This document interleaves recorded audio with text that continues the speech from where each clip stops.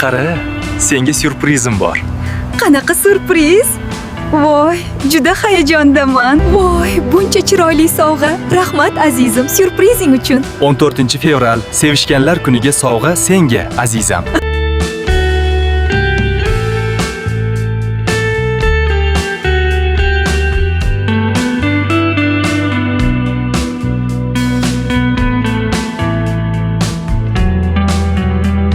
Shu momiq yoqimtoy o'yinchoqqa o'xshab hayotimiz shirin va yoqimli lahzalarga boy bo'lsin. Azizim, gaplaring to'g'ri. Biz sen bilan umrimizning oxirigacha baxtli bo'lamiz. Hurmatli erkaklarimiz, sizlar ham ayollaringizni gullar, sovg'alar bilan xursand qilib turing. Aslida ayollarga sovg'alar shart emas, ayollarga mehr va e'tiborning o'zi yetadi. Hurmatli O'zbekiston mard o'g'lon yigitlarimiz, ayolingizni seving, e'tibor bering.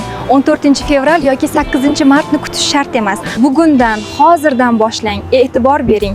Hech bo'lmasa qo'limdagi mana shu bir dona gulni bersangiz ham ayolingiz xursand bo'ladi.